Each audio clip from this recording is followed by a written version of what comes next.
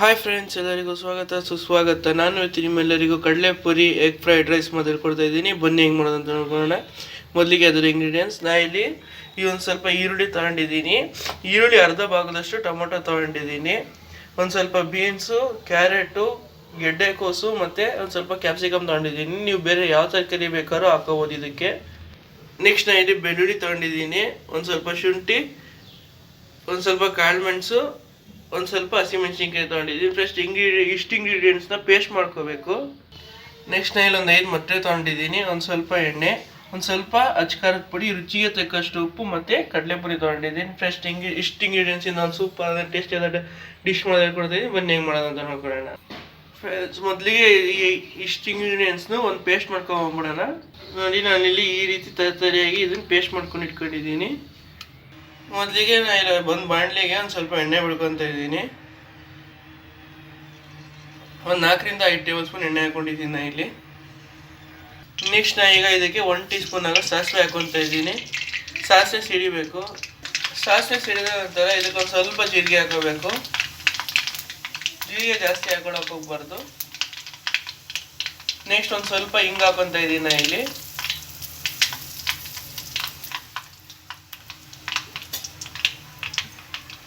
Next ನಾ ಈಗ ಇದಕ್ಕೆ ಕ್ಯಾಪ್ಸಿಕಮ್ ಹಾಕೊತಾ ಇದ್ದೀನಿ. ಕ್ಯಾಪ್ಸಿಕಮ್ ಹಾಕೊಂಡು ಕ್ಲೀನಾಗಿ ಫ್ರೈ ಮಾಡ್ಕೋಬೇಕು. ನೆಕ್ಸ್ಟ್ ನಾ ಈಗ ಇದಕ್ಕೆ ಈರುಳ್ಳಿ ಮತ್ತು ಟೊಮೊಟೊನ ಒಟ್ಟಿಗೆ ಹಾಕೊತಾ ಇದ್ದೀನಿ. ಹಾಕೊಂಡು ಇದನ್ನು ಕ್ಲೀನಾಗಿ ಫ್ರೈ ಮಾಡ್ಕೋಬೇಕು.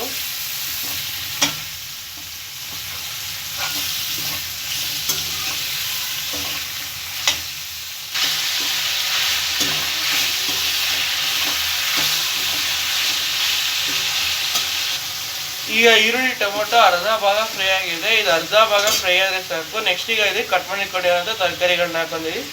ನಾವಿಲ್ಲಿ ಗೆಡ್ಡೆಕೋಸು, ಕ್ಯಾರೆಟು ಮತ್ತು ಬೀನ್ಸ್ ಹಾಕೊಂಡಿದ್ದೀವಿ. ಬೇರೆ ಯಾವ ತರಕಾರಿ ಬೇಕಾದ್ರೂ ಹಾಕೋಬೋದು ಇದಕ್ಕೆ. ಹಾಕೊಂಡು ಇದನ್ನು ಕ್ಲೀನಾಗಿ ಫ್ರೈ ಮಾಡ್ಕೋಬೇಕೀಗ. ಇದಕ್ಕೆ ನೀವು ಯಾವುದೇ ಕಾರಣಕ್ಕೂ ನೀರು ಹಾಕೋಬಾರ್ದು. ಈಗ ಹಂಗೆ ಫ್ರೈ ಮಾಡ್ಕೋಬೇಕು.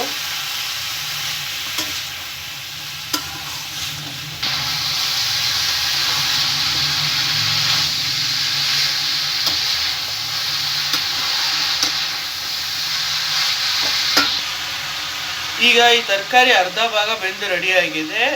ನೆಕ್ಸ್ಟ್ ನಾವು ಇದು ಅರ್ಧ ಭಾಗ ಬೆಂದಾದ್ಮೇಲೆ ಒಂದು ಪಾತ್ರೆಗೆ ನೀರು ಹಾಕ್ಕೊಂಡು ಕಡಲೆಪುರಿನೆಲ್ಲ ನೆನೆಸ್ಕೋಬೇಕು. ಒಂದು 2 ನಿಮಿಷ, ಜಾಸ್ತಿ ಹೊತ್ತಲ್ಲ, ಒಂದು 2 ನಿಮಿಷ ನೆನೆಸ್ಕೋಬೇಕು. ಈ ರೀತಿ ನೀರೊಳಗೆ ಎದ್ದು ನೆನೆಸ್ಕೋಬೇಕು. ಈ ತರಕಾರಿ 3/4 ಭಾಗ ಫ್ರೈ ಆದರೆ ಸಾಕು. ನೆಕ್ಸ್ಟ್ ನಾವೀಗ ಇದಕ್ಕೆ ರುಬ್ಬಿಟ್ಕೊಂಡಿರೋಂಥ ಮಿಶ್ರಣ ಹಾಕೊತಾ ಇದ್ದೀನಿ. ಈಗ ಇದನ್ನು ಹಸಿ ಸ್ಮೆಲ್ ಹೋಗೋ ತನಕ ಫ್ರೈ ಮಾಡ್ಕೋಬೇಕು. ಇದೇ ರೀತಿ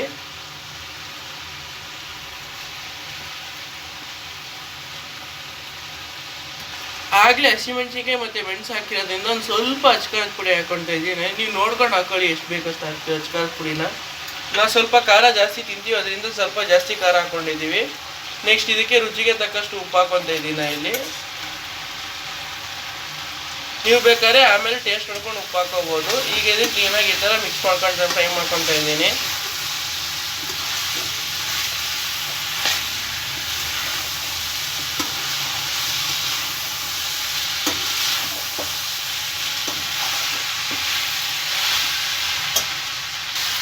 ಉಪ್ಪು ಖಾರ ಎಲ್ಲ ನೀಟಾಗಿ ಮಿಕ್ಸ್ ಆಗೋಂಗೆ ಇದನ್ನು ಫ್ರೈ ಮಾಡ್ಕೋಬೇಕು.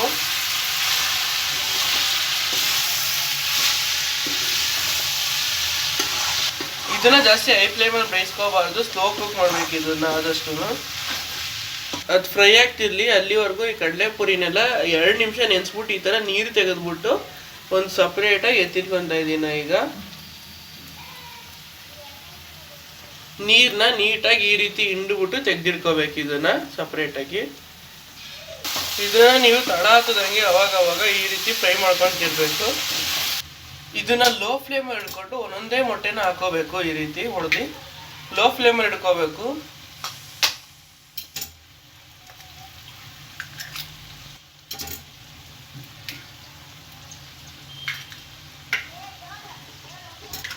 ನಾವಿಲ್ಲಿ 4 ಜನಕ್ಕೆ ಮಾಡ್ತಿರೋದ್ರಿಂದ 5 ಮೊಟ್ಟೆ ಹಾಕೊಂಡಿದ್ದೀವಿ. ಕ್ವಾಂಟಿಟಿ ನೋಡ್ಕೊಂಡು ಬೇಕಾದ್ರೆ ಕಡಿಮೆ ಜಾಸ್ತಿ ಮಾಡ್ಕೋಬೋದು.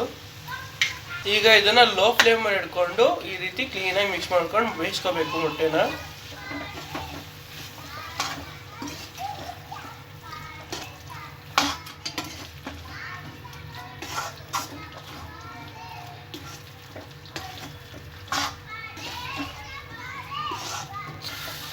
ಇದು ರೆಡಿಯಾಗಿ ಬರ್ತಿದೆ ಇನ್ನೇನು. ಇದನ್ನು ನೀವು ತರಕಾರಿ ಹಚ್ಚಿಟ್ಕೊಂಡ್ರೆ ಕೇವಲ ಅರ್ಧ ಗಂಟೆಲಿ ಅಷ್ಟೇ ಈ ಡಿಶ್ನ ಮಾಡ್ಕೋಬೋದು. ತುಂಬ ಟೇಸ್ಟಿಯಾಗಿ ತುಂಬ ಸೂಪರಾಗಿ ಕೂಡ ಇರುತ್ತೆ. ಈಗ ಈ ಗೊಜ್ಜು ರೆಡಿಯಾಗಿದೆ. ನಾವಿಲ್ಲಿ ಸ್ವಲ್ಪ ಗೊಜ್ಜು ಜಾಸ್ತಿ ಆಗಿರೋದ್ರಿಂದ ಗೊಜ್ಜನ್ನ ಎತ್ತಿಕೊತಾ ಇದ್ದೀವಿ.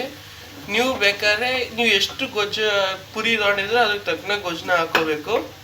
ನೆಕ್ಸ್ಟ್ ಈಗ ಈ ಗೊಜ್ಜಿಗೆ ಕಡಲೆಪುರಿನ ಹಾಕೊತಾ ಇದ್ದೀವಿ. ನೀವು ಕಡಲೆಪುರಿನ ಒಂಚೂರು ಬಿಸಿ ಮಾಡ್ಕೊಂಡ್ರೆ ಸಾಕು.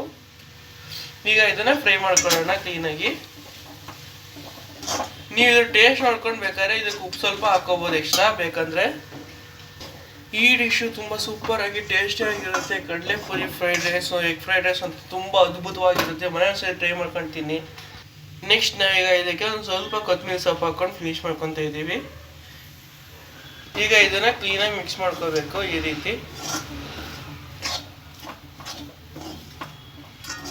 ಫ್ರೆಂಡ್ಸ್, ಈಗ ಕಡಲೆಪುರಿ ಎಗ್ ಫ್ರೈಡ್ ರೈಸ್ ಸೂಪರ್ ಆಗಿ ತುಂಬ ಟೇಸ್ಟಿಯಾಗಿ ರೆಡಿ ಆಗಿದೆ. ವಿಡಿಯೋ ಲೈಕ್ ಮಾಡಿ, ಚಾನಲ್ ಸಬ್ಸ್ಕ್ರೈಬ್ ಮಾಡಿ, ಬೆಲ್ ನೋಟಿಫಿಕೇಶನ್ ಆಲ್ಗೆ ಸೆಟ್ ಮಾಡೋದಂತ ಮರಿಲೇಬೇಡಿ. And thanks for watching.